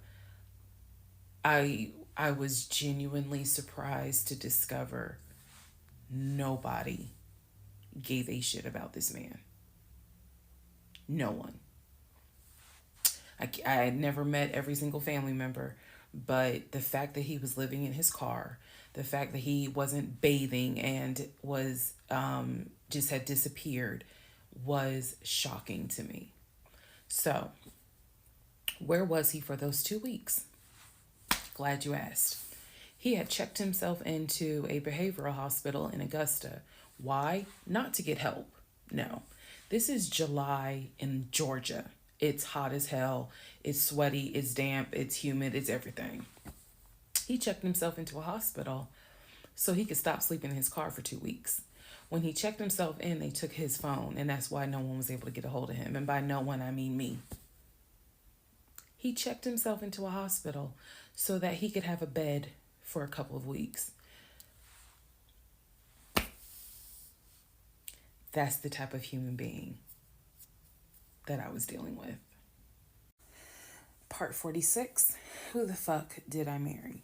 So after the whole missing in action debacle where he disappeared for a couple of weeks, Legion started calling and texting me, telling me that he was ready to come home. Yes, you heard that correct. So apparently someone had told him that legally he did not have to leave the house when I kicked him out because it was a marital home and he had just as much right to be there as I did. So he started harassing and calling the shit out of me. He was calling, 30 times in 1 hour. He was Facebook Messenger calling me. Let me be clear. Facebook Messenger calling me. He was calling me so much. He was messaging me saying, I'm coming home. I'm going to get some money and drive up from Augusta. You have to let me in the house. It's not fair what you're doing. All this other bullshit. It was non-stop. He would start calling at 7 o'clock in the morning. He would not stop calling until 10 o'clock at night. He was calling so much, leaving messages, like I said, just straight up harassing me. So I reached out to attorney friends. I reached out to local law enforcement. Local law enforcement informed me, well, technically, he's right because he is still legally your husband. Our divorce had not been finalized at this point. The paperwork had been sent in. I was just waiting on the judge to give me her signature, but it hadn't happened yet. So the local law enforcement did tell me if he comes back, our officers would have to let him in the house. You don't have to stay there. They gave me different options. I mean, I was trying everything in the book because he is saying I'm coming back to the house. I told him, do not come. You were not welcome. I'm not letting you in the house. Again, the locks had been changed. The code had been changed. So I told him, if you come to this house, step foot on this property, I'm calling the police and getting you arrested for trespassing. You should know about that. He was adamant. He was adamant that he was allowed back in the home. He didn't know the conversations I had with local law enforcement, but somebody was in his ear telling him, nah, you can go home because she's not allowed to kick you out. Okay. So I didn't know when he was scheduled to come because he was trying to get the money for the gas to get back to Clayton County. I tried everything I could. Basically, what my options were simple. Let him in the home, and I can stay in the home, put him in a room, just have no dealings with him. But again, I don't want to be under the same roof with him. This is what the local police told me. I could have an officer go room to room and let his body cam film the room to see the condition of the house. And if Legion showed up, I would leave the house. I can go to a family member's home and stay there. This is literally in August, right before my lease is up. So I was already moving. I had already secured another home, did exactly what I said I was going to do, moving to Cobb County. So I just needed a couple of weeks before I vacate the home. So the other option was, again, have the officer film the home with the body camera. That way it shows what the condition of the home is at the time that he moved in. So if anything gets messed up, I can sue him. What am I going to sue him for? But nevertheless, or the third option is I can stay there with him, make life miserable. So my plan was the option of have them film the home. I was not staying in the same house with him. I didn't care. Also, there was no guarantee, and I told the officer this, look, if y'all allow him to stay in this house, I am telling you by tomorrow morning, every utility in this house will be off. He will have no running water. He will have no air condition. This place will feel like a sauna. The officer kind of chuckled and was like, again, ma'am, I mean, this is one of those domestic situations. He is allowed in the home. Okay. So again, I had no idea when he was coming. I was on pins and needles every day. I'm seeing the phone ring, like I said, about 30 times every hour. I'm seeing the messages. I'm seeing this. I had reached out to a police captain. I had reached out to the chief of police. I was trying to get all kinds of help. Like, it ain't what you know, it's who you know. So he eventually tells me, I'm going to be there on Wednesday. This is just an example. I'm going to be there on Wednesday. I had been calling a police captain who was really gracious, really kind, and was trying to help me because I was like, bro, I just need 2 weeks and I'm out of this house. And we already knew he legally could not go to the new house. I was trying to see if I could move in early to the new place. The landlord was like, I really can't let you. So I felt like I was running out of options. He's saying he's coming. He's saying he's coming. He's adamant he's coming. I guess somebody felt sorry and gave him some gas money so he could drive from Augusta up to Clayton County. So the day before all this goes down, the police captain called me and he informs me that they ran his name through GCIC. which is a database that law enforcement agencies use. Turns out he has a warrant for his arrest. So the police captain says this changes everything. If he shows up to the house, don't do anything, call us. I will have officers to your home and they will simply arrest him. So, I know that this is a short part, but I'm going to dedicate the next part to what happened when he showed up to my part 47. Who the fuck did I marry?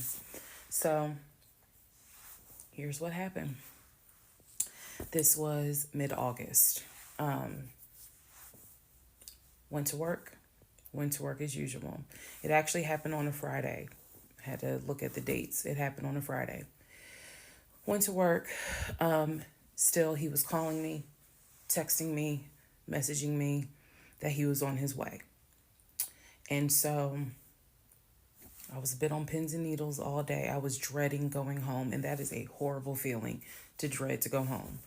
So he had called me and said that he was at the house in the driveway. I guess he had to use the restroom, so he decided to go to the Walmart up the street to go use the bathroom. I wasn't answering phone calls. I wasn't answering text messages. I simply called the police captain. I said, hey, he's saying that he's at the house. The police captain himself drove by the house, but I believe he drove by the house when Legion went to Walmart to use the bathroom. So the police captain was like, I don't see anyone there, but again, when you get home, if he is there, do not engage, call us. Okay, no problem, because I got you on speed dial. So I go home. I'm on the phone with both my mother and my aunt on a three-way call. They're both like, oh my God, what do we need to do? I drive into my subdivision.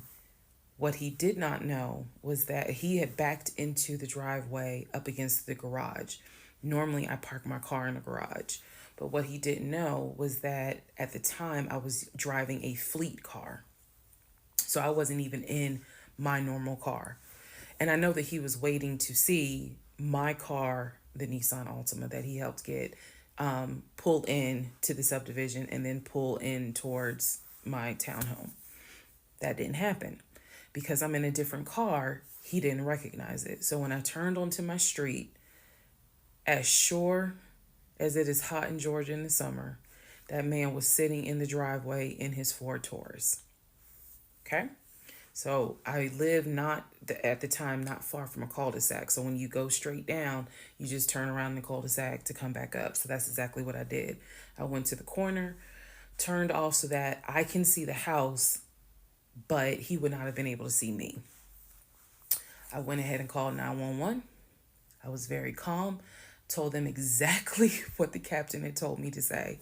I was like, my name is, the address is, I need police here because my ex-husband is here. He is not supposed to be here. And I feel as though I am in danger. She said, okay. She, again, regular phone call. She said, we're dispatching police to your home. As soon as I hang up, I then call the police captain. He immediately answers the phone. He says, we just got the call. I'm sending 4 officers your way. Okay, good. Get off the phone. Call my mom and my aunt back because they were both like, call us back. Call them back on 3-way. I continue to sit there until I see 4 officers, 4 cars pull in and stop just in front of my house. So then I ease up. He gets out the car, I guess, trying to see what's going on. I explain to the officer that walks to my window. I say, this is what's going on. So I was trying to sound extra law enforcement smart. I was like, check him through GCIC. You're going to find that he has a warrant out for his arrest for violation of probation. And the officer kind of smirked because she was like, we know. We already checked GCIC. The captain called us. So I was like, okay. So anyway, they tell me to sit in the car. They go up to the window of the car and ask him to step out of the car. He does. When he's when he stepped out the car, I was like, "Oh my God." I hadn't seen him since the end of June when I met him at the UPS store. And he looked bad then. He was still in the same clothes. When I told you guys when I met him, he was like a size 3X. What got out of the car was easily a medium or large. Easily. That is how, and it makes sense because, he probably wasn't eating, except for somebody gave him $6 for chicken nuggets. But what got out of the car was something I didn't even recognize. So he gets out of the car, they arrest him. There was no incident or anything like that. He was arrested peacefully. They put him in the back seat. My neighbors are all looking like, what is going on? And so the officer comes up to me and she said, he's asking to speak to you. Do you want to speak to him? I said, yeah. So she walks with me. Keep in mind, she's wearing a body cam. So she walks with me to the window. They put the window down. And I remember looking at him. I was like, I told you not to come. And he said, I just wanted to get my stuff. I just wanted to get the TV. I said, what TV? The TV that you gave me in the divorce? And he was like, yeah, that TV. And I said, it's mine. You gave it to me. I have the fucking text messages proving that you gave me the TV. And I'm trying not to scream because the neighbors are all watching. And he was like, I know. I just needed my stuff. I'm sorry. I'll never bother you again. I'm sorry.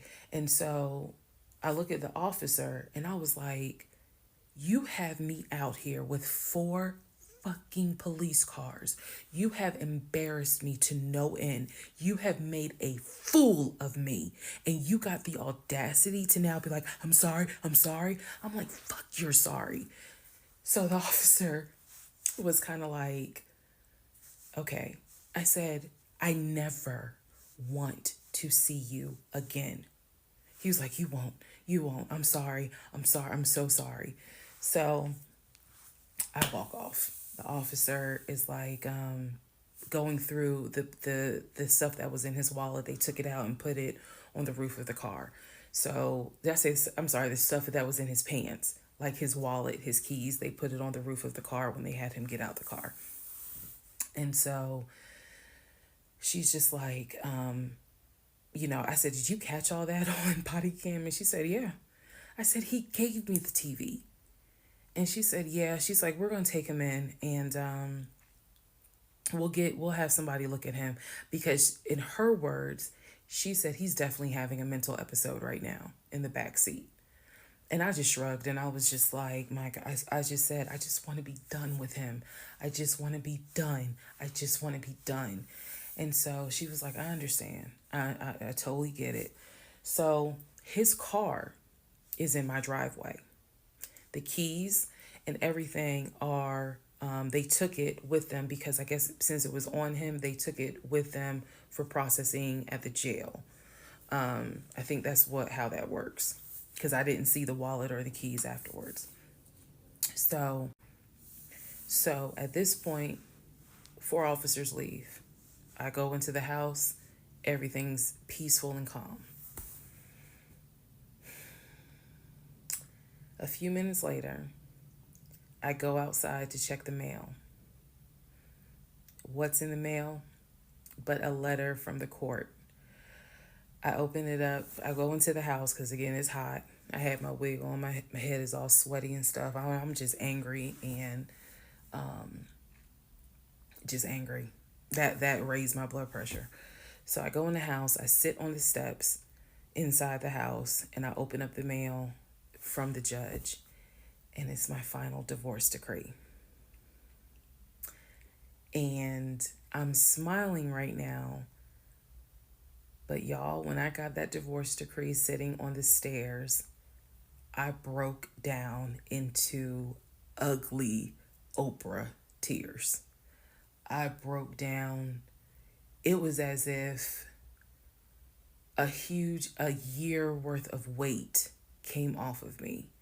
I broke down, and I mean, I wailed. I broke down. I broke down so I broke down so bad. All right, part 48. Who the fuck did I marry? So, after I finished breaking down, wiped my tears, and his car is still in the driveway. I couldn't park in the driveway. So I called the car company. I had called the car company once before, when he went missing for those 2 weeks, to ask them if they maybe had a tracker on the car and could track it. And the nice gentleman informed me that the tracker had not been giving a signal off for about 5 months. So he wouldn't really give me details on the car, but obviously the car had not, the car payment was not being made on that car. It had not been made on that car for quite some time. So he and I split in June, but apparently the car payment wasn't made long before June. Can't speak to that, but he still had the car. So, called the car company. I told them, I understand that y'all are looking for this Ford Taurus. And the lady said, yes, or you can make a payment. I said, no, y'all can come get it. Here's the address. When do y'all want to get it? And she said, well, I can have a driver come get it tomorrow morning. I said, no problem. That car will be ready for you to get it tomorrow morning. And so the car was repossessed out of my driveway the next morning, Saturday. The driver was there about 7 o'clock in the morning. He had the master key for the car, cranked it up, drove it, put it on the tow truck, and left. Here's what that now means. When Legion left my house in June, he left with 2 bags of clothes. Everything else was in my house. At the end of July, or towards the end of July, everything that he had left in my house had been donated to the domestic violence shelter, which means that the only thing that Legion had were the clothes that he had taken with him in the car. When he got arrested in my driveway, all of his clothes were still in the car. And when the car got repossessed Saturday morning, all of the clothes were in there. Which means that when he went to jail, whenever he got out, he only got out with keys to a car he no longer had, a wallet with probably no money in it, and the clothes that were on his back. Everything else was gone. Now we can fast forward to what happened around August 29th. So I was scheduled to move August 31st. Remember, I'm moving up to Cobb County. We had been checking the court documents. He had a court date scheduled for around August 29th or August 30th. I don't remember the exact date. The court time was supposed to be around 9 o'clock in the morning. My mom was watching the court filings online. And according to her, because I missed it, they showed him on the screen because this was still during Zoom. They showed him on the screen, and then he was ushered out of the court into like a back area, and an attorney spoke on his behalf. Between the time that he had been arrested and the time of the court date, I had never in my life slept so good. Truthfully, never slept so good. I was officially divorced. I had no ties to him. There was nothing in the house of his there was nothing of his that was still in the house. I felt free.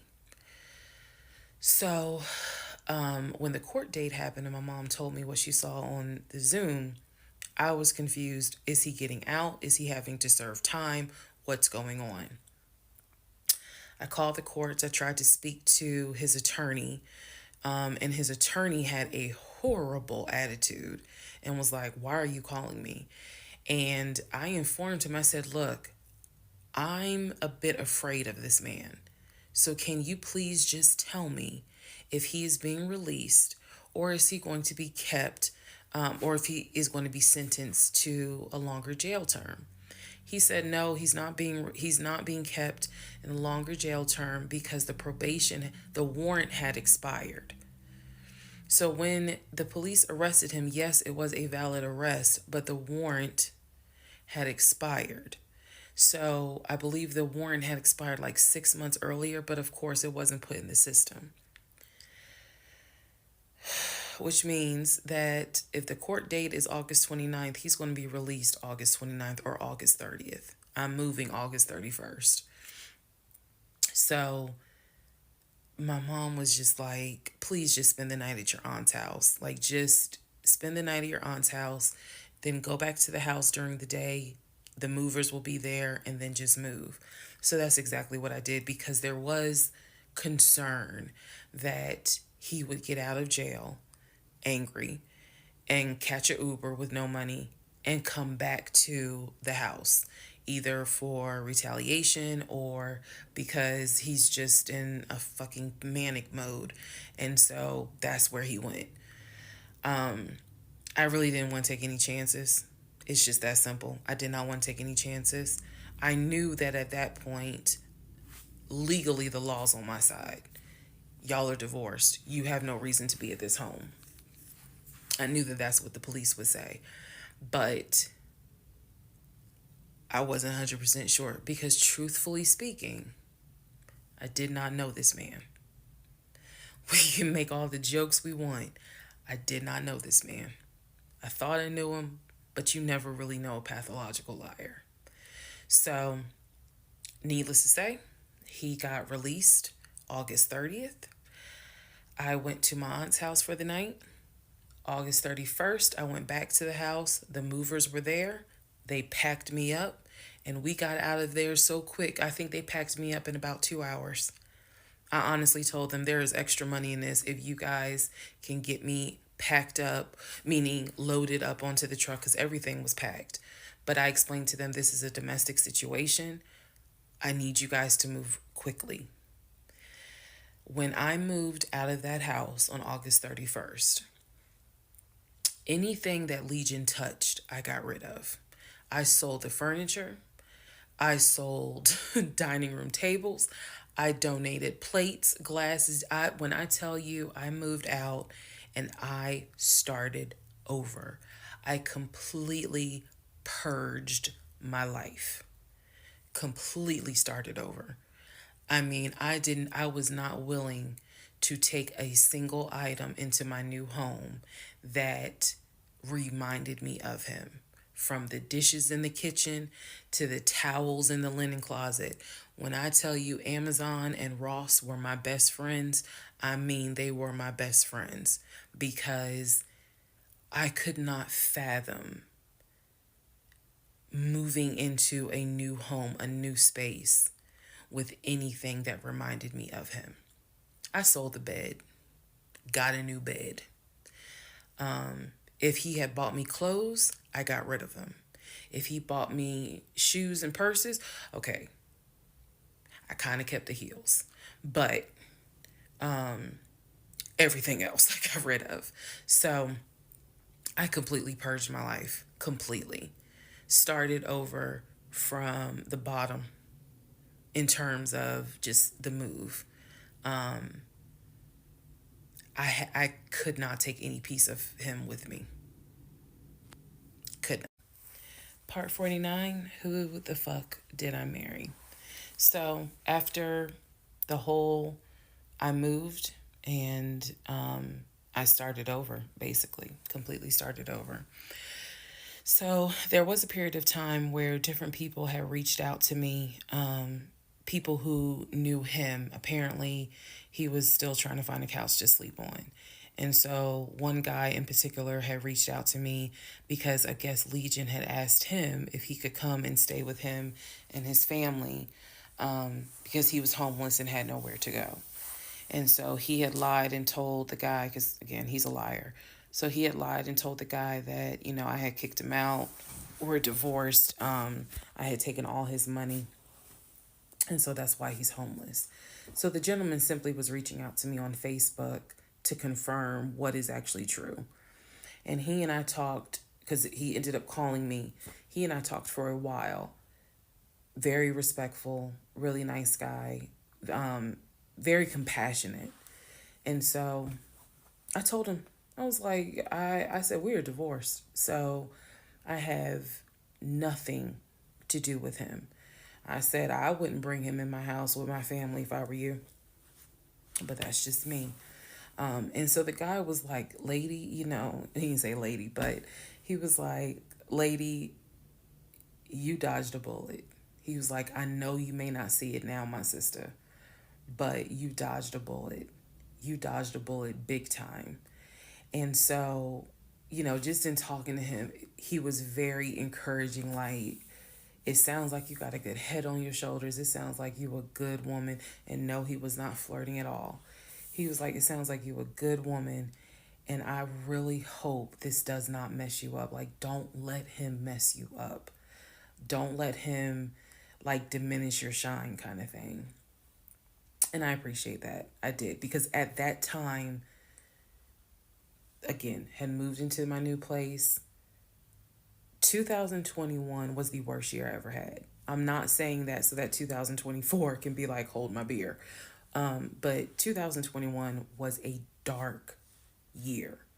Started out married, end of the year divorce, end of the year with COVID and divorce. And that period of time, that August, September time, I felt like I was just walking around like a numb woman. I didn't know if I was coming or going. I didn't know what to do because I felt like I had just been through hell. And it was a period of time where I had to sit down and I had to really, really deal with some stuff that I just simply was not ready to deal with. Things that I had to come to grips with that I really wasn't ready to come to grips with. So, fast forward all this time, get to December of 2021. Yes, this is where the story does end. Get to December of 2021. I am out sick with COVID. I'm not at work. I get a phone call from my coworker telling me that Legion has called our job looking for me and was trying to get information to on how to reach me. Yes, I had already changed my number. Again, I had already moved, but he knew where I worked.